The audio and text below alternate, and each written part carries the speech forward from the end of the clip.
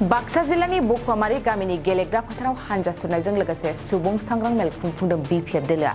सालबारि block committee बिपिएफनि बानजायनायाव Baksa जिल्लानि सिङाव थानाय बकवामारि गामिनि गेलेग्रा फोथाराव गोजोन, खौसेथि आरो जौगानायनि थाखाय हानजा सुरनायजों लोगोसे सुबुं सांग्रां मेल खुंफुंदों। बिपिएफ दोलोनि हानजा सुरनाय आरो सुबुं सांग्रांथि मेलाव गोबां सुबुंफ्रा बाहागो लानायनि गेजेराव नुजाथिदों। बिटिसिनि बारग' गाहाय खुंगिरि हाग्रामा महिलारिया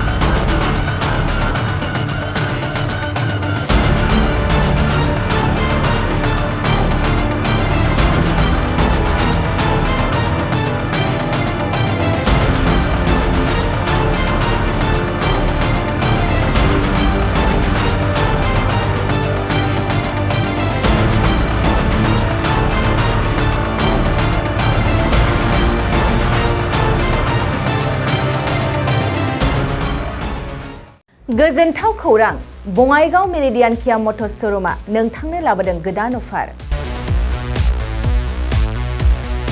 मेरिडियान किया मटर्स श'रुमआव नोंथाङा खम बेसेनावनो किया कम्पानिनि गुबुन गुबुन मडेलनि गोदान गारिखौ लानो हागोन। बेनि अनगायैबो मिथिनो गोनां बाथ्राया बेनोदि किया कम्पानिनि 2022 मडेलनि गारिखौ गासै 40,000 रां रेहायाव मोननो हागोन। बेजों लोगोसेनो बे श'रुमाव जेखिजाया कम्पानिनि गोजाम गारिखौ सोलाय-सोल' खालामनोबो हागोन। दासान्दि बे अफारा सोलिगासिनो दं। मेरिडियान किया मटर्स श'रुमआ सा बङाइगाव साफागुरि र'ड आगराला देहा फाहामसालिनि साखाथियाव थानाय महामाया हटेलनि अपोजिट साइडआव दं।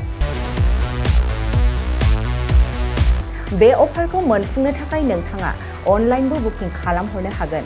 लोगोसेनो गोबां मिथिनो थाखाय थोंजोङै 7099003414 नङाब्ला 8822790662 जानबुं अनजिमायाव जगाजग खालामहरनो हागोन आरो बङाइगाव मेरिडियान किया मटर्स श'रुमआव थांनानैबो नायनो हागोन।